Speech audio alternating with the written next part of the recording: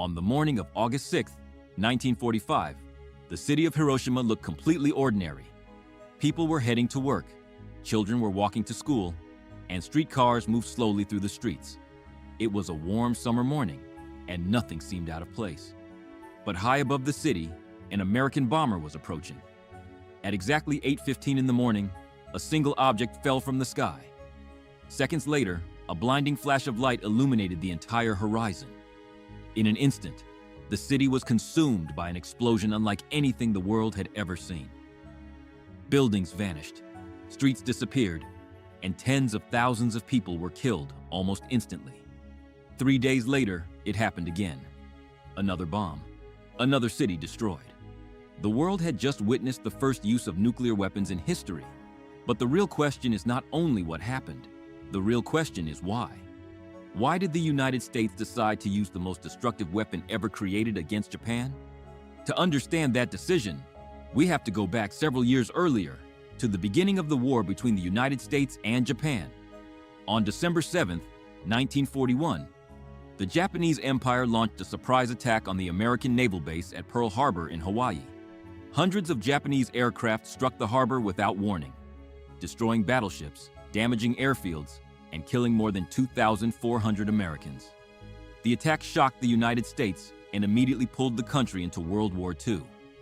From that moment forward, the Pacific Ocean became one of the most violent battlefields in history.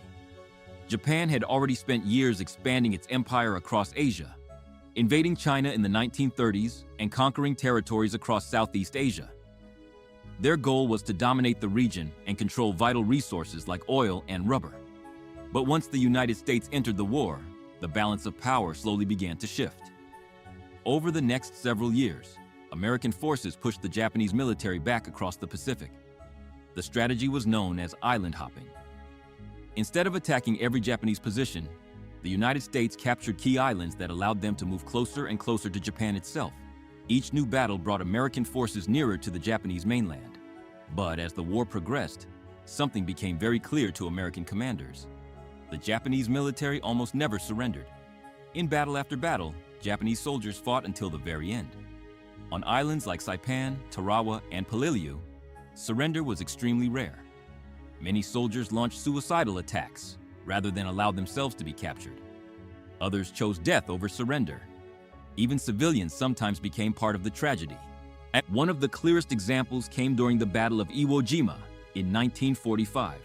The island was defended by more than 20,000 Japanese soldiers. After weeks of intense fighting, nearly all of them were dead. Only a few hundred were captured alive. The same pattern appeared again during the Battle of Okinawa, one of the bloodiest battles of the Pacific War. More than 200,000 people died during that battle alone, including soldiers and civilians. Thousands of civilians were caught in the fighting, and some even took their own lives rather than surrender. For American leaders, Okinawa revealed a terrifying possibility. If Japanese soldiers and civilians fought this hard to defend a small island far from the mainland, what would happen when Allied forces tried to invade Japan itself? By 1945, American military planners were already preparing for that invasion. The plan was called Operation Downfall, and it would have been the largest amphibious invasion in human history. Hundreds of thousands of Allied soldiers would land on the Japanese home islands in an attempt to force the country to surrender. But the predictions were terrifying. Some estimates suggested that American casualties could reach 500,000 soldiers. Other estimates suggested the number could approach 1 million casualties when wounded soldiers were included. Japanese losses would likely be even higher. Millions of soldiers and civilians might die. The Japanese government had already begun preparing its population for a final defensive war. Civilians were being trained to fight. Some were given rifles. Others were trained to resist invasion with grenades or even bamboo spears. The message from Japanese leadership was clear. The war would continue until the very end. But while military planners were preparing for an invasion, another secret project had been developing in the background. Since 1942, the United States had been working on one of the most ambitious scientific projects in history. It was known as the Manhattan Project. More than 130,000 people worked on the project in secret laboratories and facilities across the United States. The goal was to develop a completely new kind of weapon based on nuclear energy. Many of the scientists involved believed they were racing against time, fearing that Nazi Germany might develop an atomic bomb first. The project cost billions of dollars and involved some of the most brilliant scientists of the time, including physicist J. Robert Oppenheimer, who would later become known as the father of the atomic bomb. After years of research, experiments, and engineering challenges, the scientists finally succeeded. On July 16, 1945, the first nuclear explosion in history took place in the desert of New Mexico. The test was called Trinity. When the bomb detonated, a massive fireball rose into the sky, followed by a towering mushroom cloud. The explosion released energy equal to roughly 20,000 tons of TNT. The scientists who witnessed the test immediately understood that humanity had entered a new and dangerous era. Oppenheimer himself later recalled thinking of a famous line from ancient Hindu scripture, "Now I am become death, the destroyer of worlds." Only weeks after the Trinity test, American leaders were forced to decide how this new weapon would be used. President Franklin Roosevelt had died earlier in 1945, and the responsibility now rested on the shoulders of the new president, Harry Truman. Truman had to decide whether to continue the war through a massive invasion of Japan or use the new atomic bomb to force a surrender. Some military leaders believed the bomb could end the war quickly and avoid the enormous casualties expected from an invasion. Others believed Japan might surrender soon anyway, especially with the Soviet Union preparing to enter the war against Japan. The Soviet Union had promised to join the fight against Japan after the defeat of Germany. By August 1945, Soviet forces were preparing to launch a massive invasion of Japanese-controlled territory in Manchuria. American leaders knew that once the Soviets entered the war, they would likely demand influence in Asia after the war ended. This added another layer of urgency to the decision facing the United States. On August 6, 1945, the decision was carried out. A B-29 bomber named Enola Gay flew over the Japanese city of Hiroshima. At 8:15 in the morning, the bomb known as Little Boy was dropped. Seconds later, the explosion destroyed most of the city.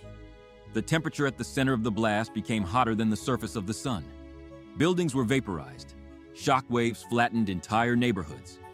An estimated 70,000 people died almost instantly. Thousands more would die later from burns, injuries, and radiation sickness.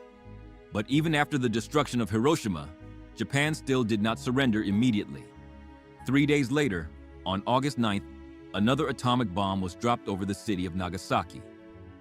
This bomb, called Fat Man, used a different design and was even more powerful.